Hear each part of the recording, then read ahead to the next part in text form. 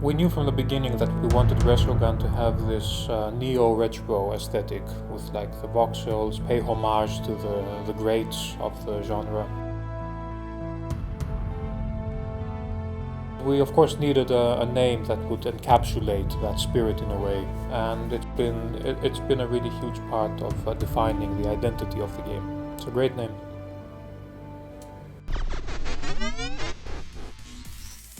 Before we started the project, we first made a concept render of the game. So basically this was a rough estimate of what the aesthetic would be like and what the gameplay would be. We knew from the beginning that it would be on a cylinder and that you would have this kind of horizontal shoot 'em up action there. And I remember when Harri Tikkanen, our creative director, showed me the video, I was instantly like, I need to work on this game. And a few months later, we actually started development on it. We started implementing the game on the engine of Super Stardust Delta, so that was the foundation for the game. It allowed us to prototype the base version of Resogun really quickly. And after that, I guess it was just iteration. I mean, our prototype basically is kind of the final game. It's just a really bad version of it, right? Originally we were planning to have PS3 and Vita versions of the game, but that was also about the time when it was close to the release of the PS4.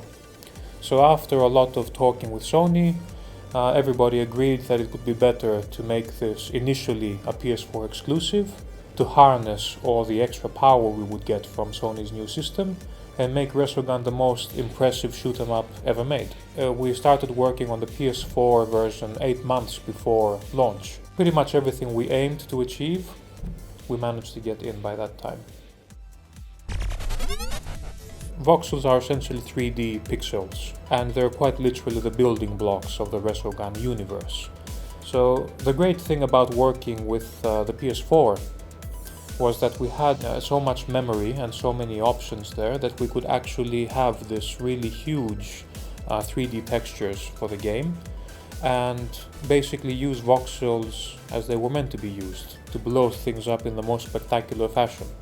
It's just really satisfying to have all of these extra features there, where we have the voxels colliding with the environment. When the player is actually boosting through, he interacts with the detached voxels. So it's a really dynamic kind of experience overall. Yeah, well, the physics that we're using in the game are pretty simple. So we don't have any really complex interactions or any real like physical simulation going on there. But all of the cubes do interact with the environment, and they do interact with the player and enemy explosions and so on. So I think we're using this physical model, you could say, to just make everything feel really reactive and dynamic. So having feedback is a really critical part of our games. So everything that the player does, whether you're shooting an enemy, you're boosting, you're unleashing a shockwave, you need to feel it, and it needs to feel good.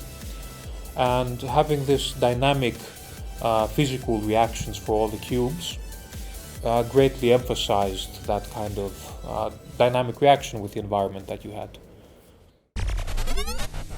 Our development process at Housemarque is really iteration intensive.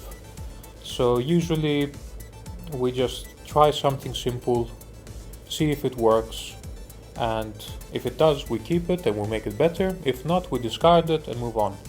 And I think something that is really common in the game development community is the notion of iterating and failing quickly. So if you have an idea, a lot of the time it's actually faster to just hack it in and try it out rather than have a 3-hour meeting and discuss the pros and cons of it. So we tried out a lot of crazy things for Resogun. The first level that we prototyped had a huge tree in the background. So we're trying to go for a bit more of this naturalistic kind of approach with humans in small huts, and kind of have this contrast between like peaceful human life and crazy enemy invasion action.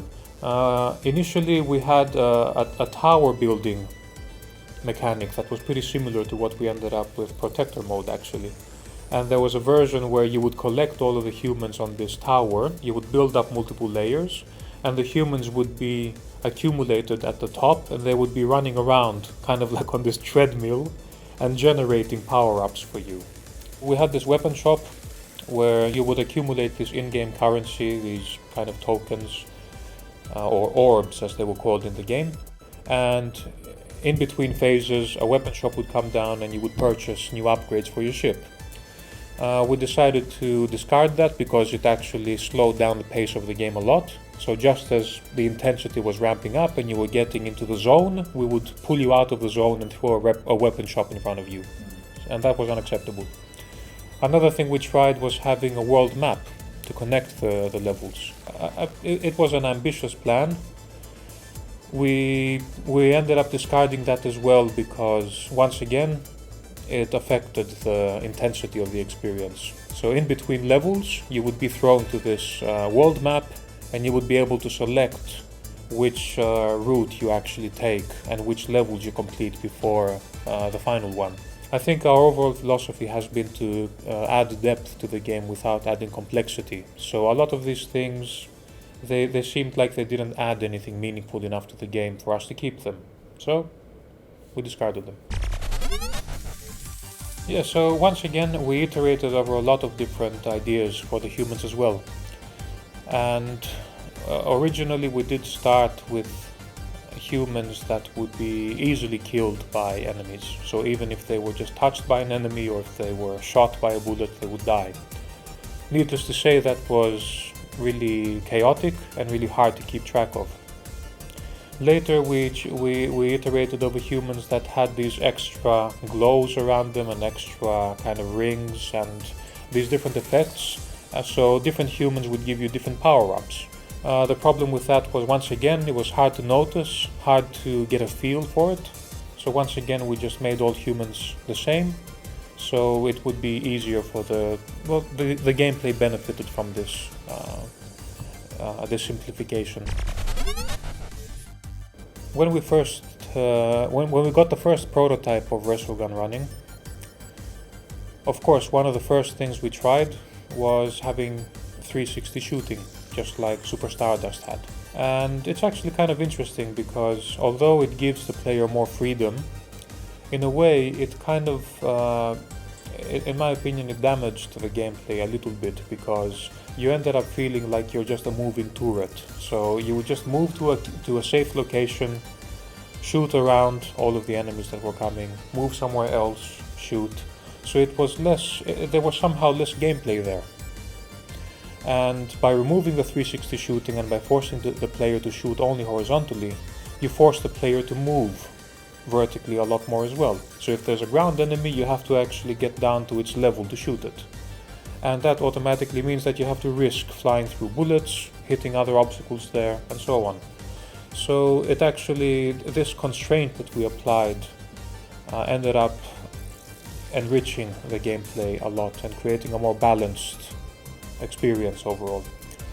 Of course, the 360 shooting has always been at the back of our minds, along with a lot of other of these discarded gameplay ideas, and a lot of them have had an opportunity to live on recently with the recent expansion for Resogun, which was called Challengers, which has all of these specialized challenges and mini games that play with the core gameplay rules a bit. First of all, from a gameplay perspective, in a shoot 'em up you absolutely need to have 60 frames per second. So that's something we definitely did not want to compromise on, because even though the game is still playable at 30 frames per second, you miss out on a lot of the fluidity of the experience. And of course, seeing the potential that the PS4 carried with all of its technical abilities, we thought that, well, 1080p is definitely doable with the amount of visual fidelity we're going for. You also have these really cool particle effects, like for example the overdrive beam that you have for the player, or even the shockwave, like all of the swirly particle effects. All of those are updated on the GPU side. The RAM, of course, was a big thing as well, so we're using more memory than the PS3 had in total just for the levels, for example. And just for the cube meshes that we have, which the cube meshes are used for the enemies and all of the interactive objects in the world. I think we're using about 1 gigabyte of memory just for those. On the audio side, we've enjoyed working with Ari Pulkkinen, of course, throughout many of our projects here at Housemarque. I think the process for Resogun was, once again, fairly painless and effortless in many ways. Of course, a lot of things do feel effortless when you're just looking back on them. In reality, of course, we had to iterate over a lot of different approaches to the style of the soundscape and the music that we'd have.